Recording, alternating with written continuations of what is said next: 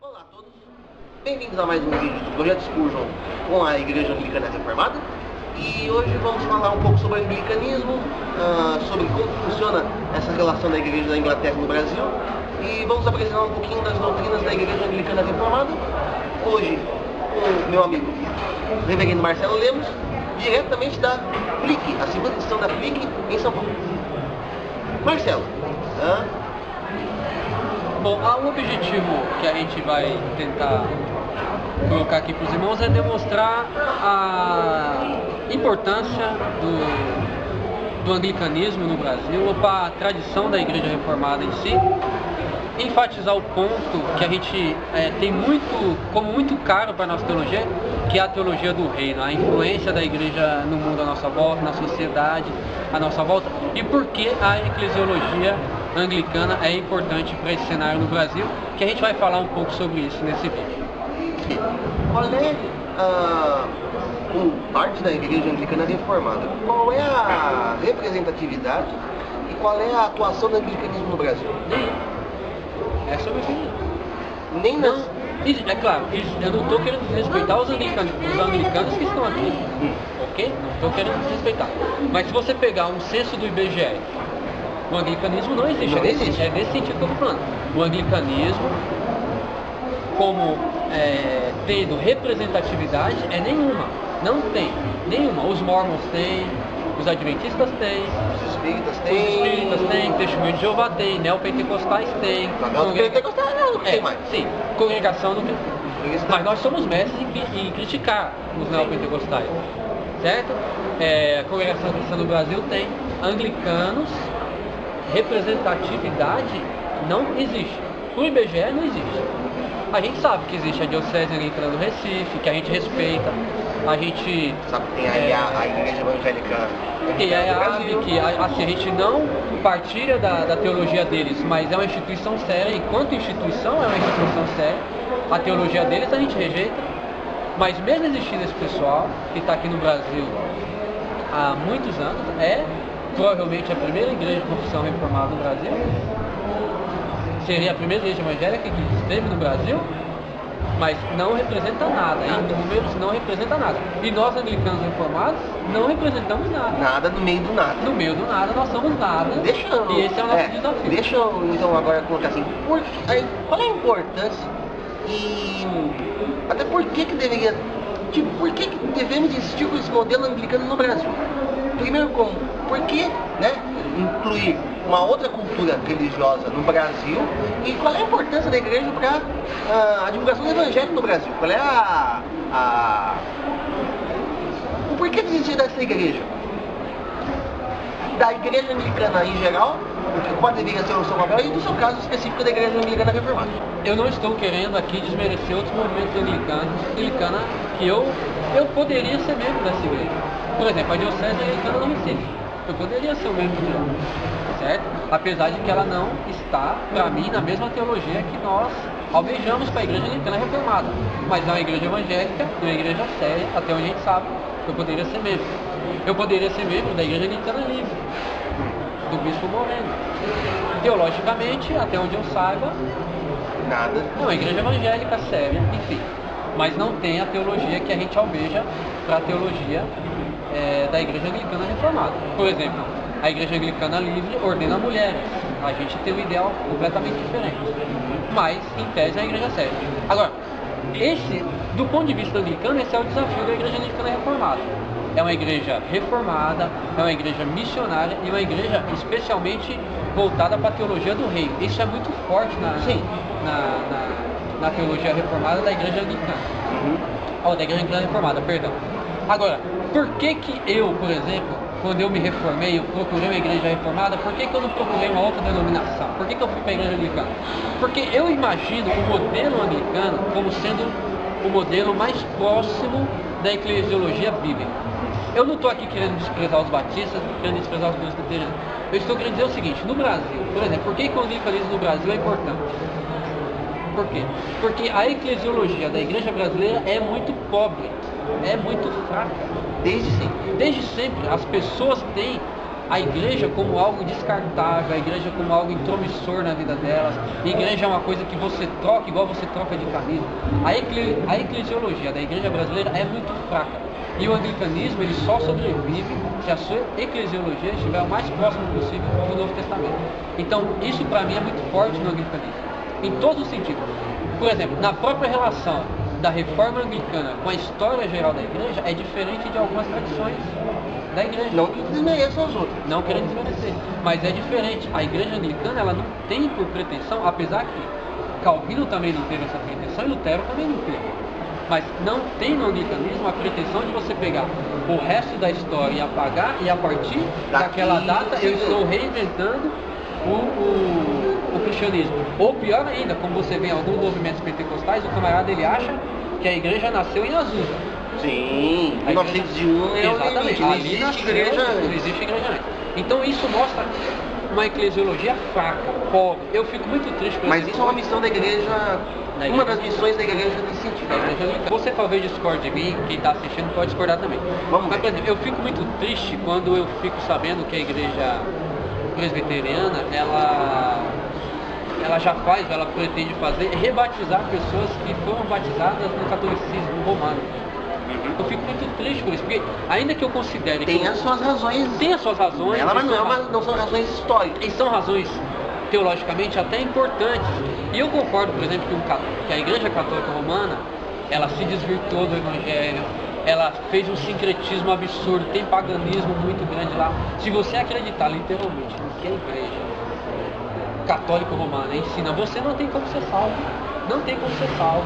Tá certo? Não tem como ter comunhão com a Igreja Católica Romana. Não tem, certo? Isso é um ponto importante que você está colocando, né? Exatamente. Porque muita gente no Brasil, cortando. Pode falar. Muita gente no Brasil acha que a igreja anglicana ou é uma igreja católica disfarçada ou é a via média.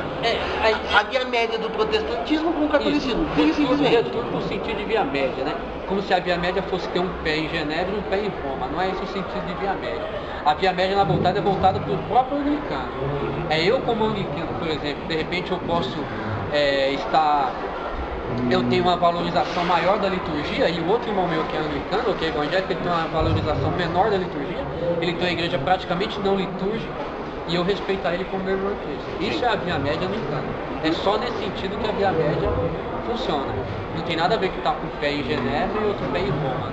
Mas voltando à questão do batismo, por exemplo, ainda que tenha essas razões, ainda que a gente tenha que evangelizar os católicos romanos, historicamente não é a opinião da reforma. Entendeu? E isso para mim mostra uma eclesiologia que não cumpre aquilo que a reforma planejou. Por exemplo, eu coloco na internet algumas vezes frases de Calvino e as pessoas me batem. As pessoas ficam horrorizadas. Pensando que eu tirei aquilo da cartola. Da cartola teológica. Da cartola do Papa Francisco.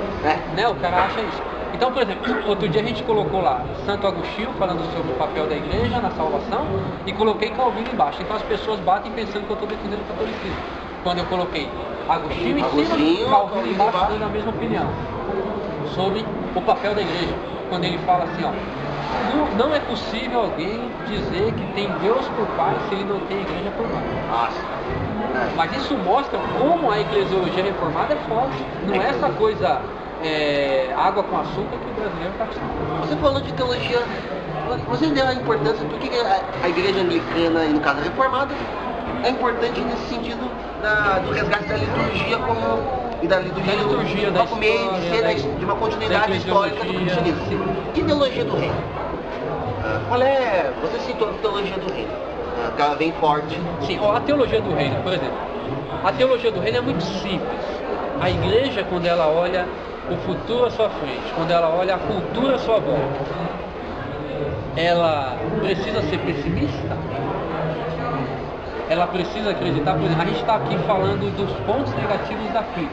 E aí você pergunta para mim, olha, será que é possível fazer uma feira melhor, mais reformada, e que seja uma coisa sustentável? Se eu disser que não, eu estaria negando a minha esperança. Pode ser que não seja possível nos próximos 10 anos, mas um dia eu acredito que vamos... A teologia do reino, a gente está vendo ela como uma perspectiva escatológica. Sim. Qual é a relação do Evangelho, as boas notícias de Jesus, e do evangelicalismo com essa teologia do reino expressa pela Igreja Anglicana Reformada? A teologia do reino ela só faz sentido com a teologia correta a respeito do evangelismo que a igreja precisa fazer. Uma coisa interessante, quando você fala em teologia do reino, é muito fácil a associação com a teonomia, por exemplo. Com a teonomia, com o reconstrucionismo cristão. Que tem base em Santo Agostinho, certo? Tem base em Santo Agostinho e no Concílio de Calcedônia, enfim, faz parte da história da igreja, isso é importante do anglicanismo. Então, por exemplo, só tirando um pouco, quando você vai para o ministério New Wine, Novo Vinho, que é o pastor Mark da Inglaterra, e que a igreja anglicana tem a missão de trazer Novo Vinho para o Brasil, então você vê isso, a pessoa está lá na Inglaterra, mas ele está conectado com essa teologia do reino, ele acredita nesse avanço da igreja, esse avanço do evangelho. Agora, quando a gente associa essa ideia, que tem a ver teologia do reino, com pós-milenismo, com reconstrucionismo, com teonomia, as pessoas imaginam que a teologia do reino é como você instaurar no Brasil o que os muçulmanos instauraram no Irã, por exemplo. Né? E não é verdade isso, não é uma ditadura da igreja, não é, por exemplo, você fazer uma marcha para Jesus para demonstrar o poder político, derrubar o poder que está aí e implantar o que os evangélicos querem. Não é isso que ensina a teologia do reino. A teologia do reino é, através do evangelho, pelo poder do Espírito Santo, eu vou transformar primeiro a minha casa, vou transformar a minha família, vou transformar a minha igreja vai transformar o meu bairro, vai transformar a minha escola, vai transformar o lugar onde eu trabalho, e isso o evangelho vai progredindo, vai avançando, até um ponto que você vai falar, opa, peraí, essa sociedade é uma sociedade que cumpre o seu papel de expressar na sua vida diária aquela que é a vontade de Deus expressa na sua palavra. Uma coisa interessante que a gente não pode esquecer é o seguinte, nós não estamos na época da reforma.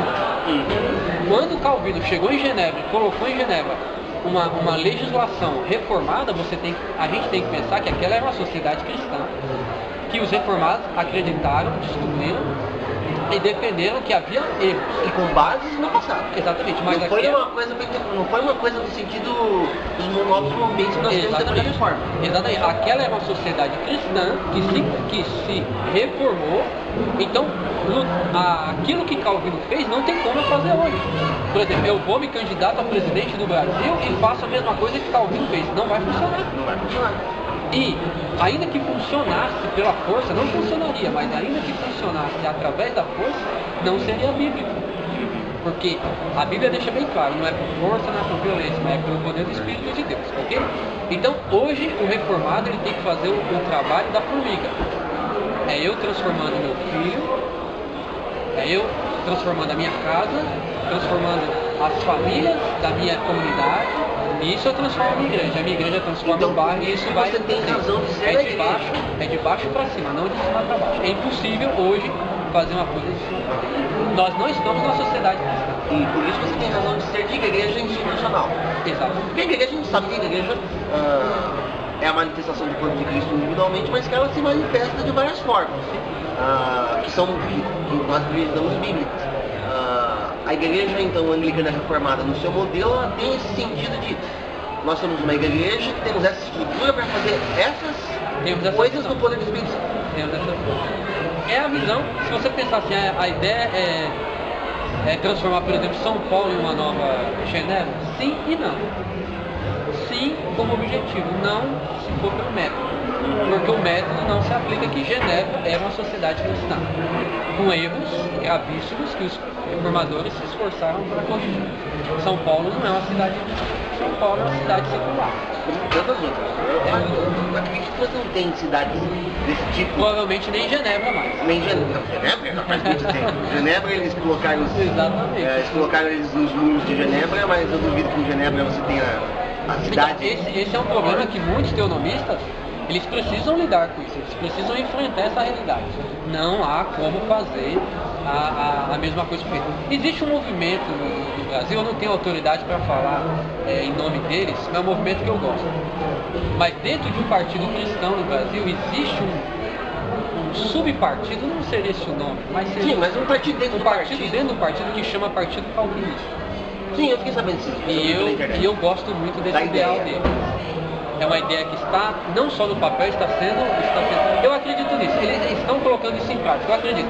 Seria uma forma, como se fosse um Tea Party brasileiro. Sim, sim. Eu acho interessante essa ideia. Ainda- Desde que eles não percam O foco. a noção, o foco de que nós não podemos transformar uma cidade, não podemos transformar nada se não for através da pregação do Evangelho. Engatando uma pergunta então, rapidamente. Não é função da igreja, no caso da igreja anglicana reformada, não é uma função da igreja preparar pessoas para esses cargos? Sim.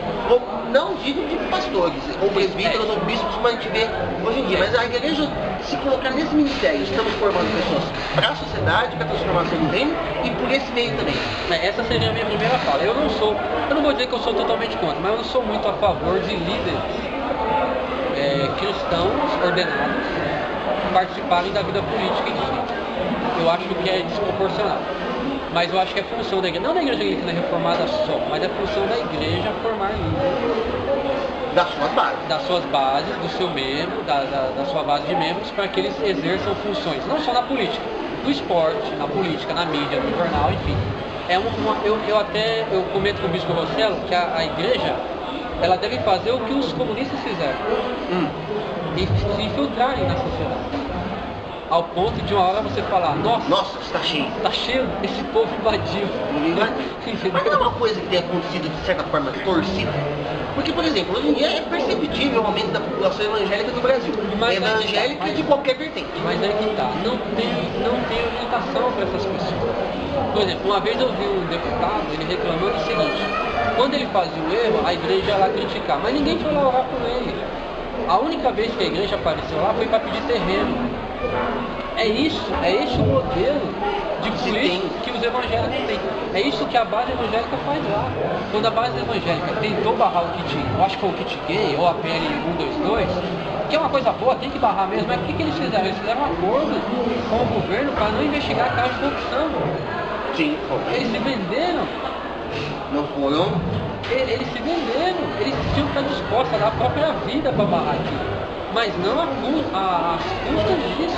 De você não, você está roubando, tá, eu vou deixar você roubar, não vou falar nada se você apoiar um projeto meu. Não é isso. A teologia do reino não é isso. Não é isso que a gente acredita. Agora, a igreja anglicana, isso não é um projeto para a igreja anglicana reformada. Eu acho que um dos maiores pecados da reforma protestante é a grande subdivisão que a igreja sofreu e continua sofrendo. Cada divisão que a igreja reformada faz é um pecado contra Deus. Mesmo quando essa divisão é boa, é um pecado. Mesmo quando a divisão é legítima. Mesmo quando essa divisão é legítima. Porque eu acho que deveria. Aquela rebelião em si contra o liberalismo. Por exemplo, nós, anglicanos reformados, somos uma rebelião contra o liberalismo, é uma coisa boa. Mas a gente deveria estar engajado em algum movimento, não de transformar todas as instituições em uma só, mas em ter uma única visão, um único projeto liberalista. Isso é comunismo. Pode se dar esse nome, eu não tenho nada contra. Eu sou contra você falar que todas as igrejas devem se unir, fazer uma única instituição, porque aí eu vou ter que fechar os olhos para coisas que eu não concordo. Mas eu acho que todos deveriam trabalhar em prol do reino. Eu não vejo isso como um projeto da Igreja Anglicana Reformada do Brasil. Eu acredito que é um projeto nosso, um projeto que muito reformado tem. Eu acredito que é um projeto que até alguns pentecostais que eu conheço têm, mas que por pecado, por orgulho, ou seja lá, ou por qual tipo de pecado, pode ser o pecado da fraqueza, não estamos juntos e poderemos estar juntos. Agora, enquanto nós, anglicanos reformados, nós planejamos inclusive lançar um instituto teológico que vai estudar sociologia, política e economia até para formar essas pessoas que queiram participar da vida política. E não é só político, é o empresário, é o comerciante, porque existem práticas não éticas lá e que a igreja tem uma resposta para isso. Vamos falar da parte que me cabe? Quais são aqueles líderes e livros, movimentos que a Igreja Anglicana Reformada especificamente tem como referência, além do que eu já estou fazendo parte? Mas não dá para não citar Riley, o bispo Riley, é uma referência muito grande. Spurgeon, por que não? Eu pessoalmente, você sabe a minha história, relacionado a isso. Os meus dois Então filhos, não fica eles têm... restrito só aos autores anglicanos. Não, absolutamente. Os meus dois filhos, inclusive, têm o nome Charles, por causa de Charles. Charles, os meus dois filhos se chamam Charles por causa de Charles. São dois autores que a gente recomenda muito. Agora, por exemplo, autores que são muito importantes pra gente: Latimer, Martin Bucer. Inclusive, eu sou muito feliz que no Brasil tem um seminário de um batista cujo nome é Martin Bucer. Se tem um site presbiteriano fazendo batista anglicano. Exatamente. Thomas Cranmer, o próprio John Wesley, que John Wesley, para quem não sabe, sempre foi anglicano, né? Nós anglicanos reformados, nós não concordamos com o sinergismo de John Wesley, isso fica bem claro. Nesse ponto ficam mais com George Whitefield. Exatamente, mas o trabalho, o fervor, o evangelismo, o desprendimento dele, a luta pela santificação dele, a gente valoriza muito. Quem dera Deus levantasse John Wesley para trabalhar com a gente. Se tiver alguém assistindo, John Wesley aí pode vir, que a gente aceita. Spurgeon cita isso no livro, sem problema nenhum. O ideal seria você ter o fervor de John Wesley com a teologia de George Whitefield. Perfeito, seria perfeito. E que mais? E se não tiver isso nas duas pessoas, elas podem trabalhar junto. Esse é a via média anglicana. E que mais? Autores mais recentes, modernos? Mais recentes, olha... Além do J. Parker? Parker, tem John Stott, que faleceu. Eu esqueci o nome do autor agora, mas é um autor que é muito valorizado pela visão federal. Eu esqueci o nome dele agora, mas dei uma pesquisada que vocês vão saber. São os autores mais importantes. O problema hoje no anglicanismo é que muita coisa que é publicada como anglicanismo não é anglicanismo. Esse é boa pergunta, então.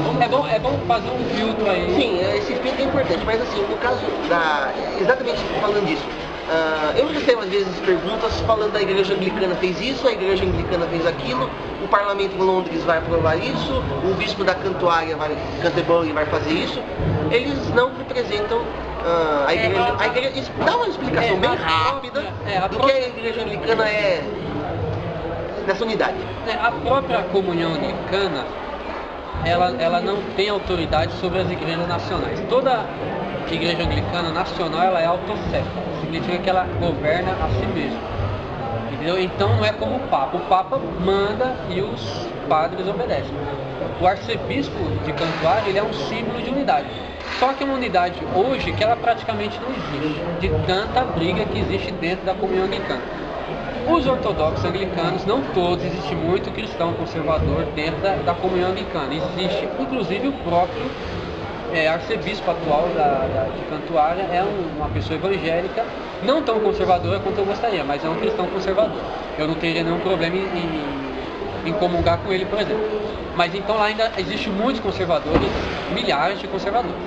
Agora, as igrejas conservadoras mesmo, quem se fechou no conservadorismo para defender essa bandeira, eles saíram da comunhão. A própria ACNUR nos Estados Unidos e outros exemplos no mundo inteiro. Sim. Né? Então, não pode falar anglicanismo. Eu tenho algumas teorias. A gente não tem uma representatividade no Brasil, mas muita coisa vem de fora. Vem de fora. Outros eu tenho algumas teorias sobre como deveria funcionar a unidade dentro do anglicanismo hoje, do anglicanismo conservador. Que mesmo no anglicanismo conservador você tem diferenças de opinião. Então eu acho que o anglicanismo poderia adotar mais ou menos o modelo das ordens religiosas do catolicismo romano. Não o nome das ordens, essas coisas. Mas, por exemplo, um dominicano, ele tem um jeito diferente de entender o cristianismo, mas ele é católico romano. Por quê? Porque ele recebeu uma espécie de autorização para viver aquela espiritualidade dele ali dentro, desde que ele não fira o cerne do catolicismo. Eu acho que é uma opção para o anglicanismo mundial. Para a igreja anglicana reformada, não. Para a igreja anglicana reformada, a gente é um grupo pequeno que precisa primeiro sobreviver, fazer sua própria identidade, fortalecer as suas comunidades. Em São Paulo, por exemplo, nós somos ainda um grupo insignificante. Nós precisamos nos fortalecer e depois pensar em coisas mais pela graça de Deus, vai. Marcelo, obrigado pela entrevista. É um prazer. O Senhor nos abençoe a todos.